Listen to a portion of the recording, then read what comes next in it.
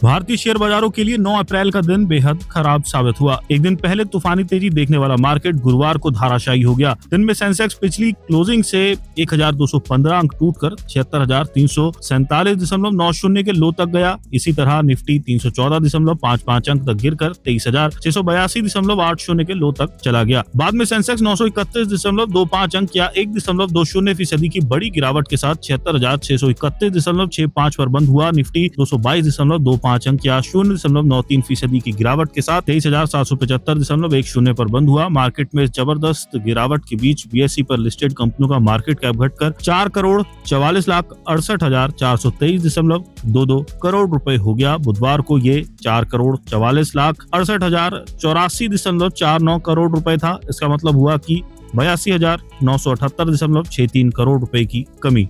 दरअसल ईरान और अमेरिका के बीच सीज फायर को लेकर अनिश्चितता ने एक बार दुनिया के अधिकतर बाजारों में बिकवाली का माहौल बना दिया है। बुधवार को इजराइल ने लेबनान पर अब तक के सबसे जोरदार हमले किए। इसके चलते ईरान ने कहा कि अमेरिका के साथ ऐसे हालात में द्विपक्षीय बातचीत बेमानी है। शनिवार को होने वाली यूएस ईरान बातचीत से पहले मिले विरोधाभास संकेतों ने इस डर को फिर से जगा दिया है कि ये संघर्ष विराम शायद सिर्फ एक अस्थायी विराम ही हो।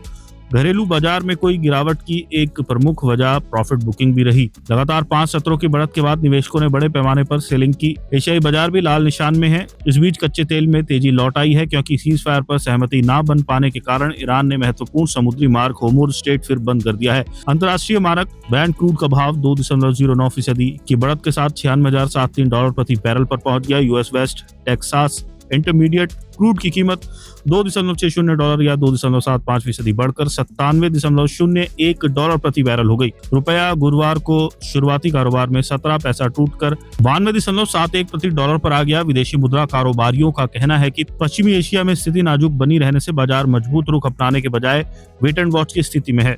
गुरुवार को निफ्टी में सेक्टोरल इंडेक्स में गिरावट और तेजी का मिलाजुला रुख दिखा। निफ्टी प्राइवेट बैंक इंडेक्स 1.75% गिरा। पीएसयू बैंक और फाइनेंशियल सर्विसेज इंडेक्स 1.27% नीचे आया। वहीं मेटल इंडेक्स में 1.25% की तेजी दिखी। निफ्टी पर Hindalco industries, Bajaj auto, Bharat electronics limited, doctor Reddy's labs और एनटीपीसी टॉप गेनर्स रहे। वहीं IndiGo, Jio financial services, Larsen and Toubro, Shriram finance, Eternal top losers रहे। इससे पहले बुधवार को शेयर बाजार में लगातार 5वें दिन तेजी दर्ज की गई थी और ये जोरदार रही थी। पश्चिमी एशिया में 2 सप्ताह के युद्ध विराम की घोषणा से वैश्विक बाजारों में तेजी और कच्चे तेल के दाम में नरमी से घरेलू बाजार पर सकारात्मक प्रभाव पड़ा था।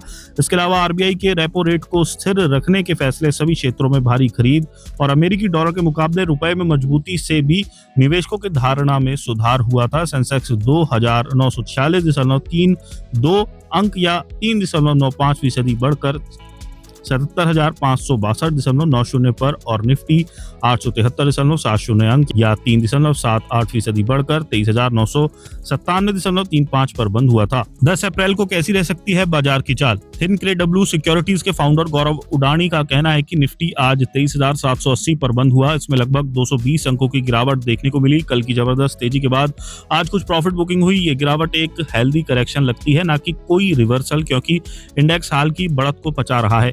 प्राइस एक्शन से पता चलता है कि बाजार का ओवरऑल ढांचा अभी भी मजबूत है और अब तक कोई बड़ी गिरावट नहीं आई है। जब तक निफ्टी 23,700 के स्तर से ऊपर बना रहता है तब तक तेजी का रुख जारी रहेगा। ऐसे में इंडेक्स आने वाले समय में धीरे धीरे 24,200 के स्तर की ओर बढ़ सकता है। मौजूदा दौर को तेजी के बीच एक ठहराव के तौर पर देखा जा सकता है, जहां गिरावट आने पर लोग तेजी से बचने के बजाय खरीदारी कर रहे हैं। ट्रेडर्स को उस गिरावट पर ज्यादा रिएक्ट करने से बचना चाहिए और इसके बजाय अहम स्तरों पर फोकस करना चाहिए। गिरावट आने पर खरीदारी करना ही सबसे अच्छी रणनीति होगी, बशर्ते सपोर्ट स्तर बने रहें।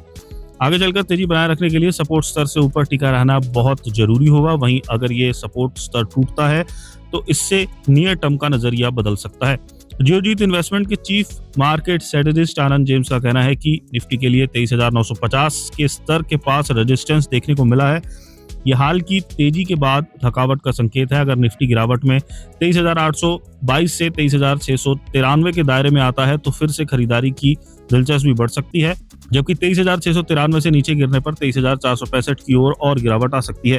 एसबीआई सिक्योरिटीज में फंडामेंटल रिसर्च के हेड सनी अग्रवाल ने कहा कि बैंक शेयरों में आज की गिरावट ज्यादातर प्रॉफिट बुकिंग का मामला है। बैंकिंग शेयरों में हाल में काफी उछाल आया है, लगभग 50,000 के हाल के निचले स्तरों से ये 56,000 तक भाग सकता है। इस तेजी के चलते निवेशक अपने मुनाफे को समेटने में जुट गए हैं। उन्होंने आगे कहा कि फंडामेंटली कुछ भी नहीं बदला, कल का आरबीआई का फैसला उम्मीदों के मुताबिक ही रहा। कैपिटल एडिक्वेसी कैलकुलेशन के लिए एनपीए प्रोविजनिंग नॉर्म्स में बदलाव बैंकों के लिए अच्छा संकेत है। इससे खासकर ऐसे माहौल में जहां डिपॉजिट जुटाना मुश्किल हो गया है, लिक्विडिटी बढ़ाने और क्रेडिट कॉस्ट को बेहतर बनाने में मदद मिलने की संभावना है। प्रोविजनल बिजनेस अपडेट्स को देखते हुए बैंकिंग सेक्टर इस तिमाही में 13 से 15% क्रेडिट ग्रोथ के लिए अच्छी स्थिति में दिख रहा है।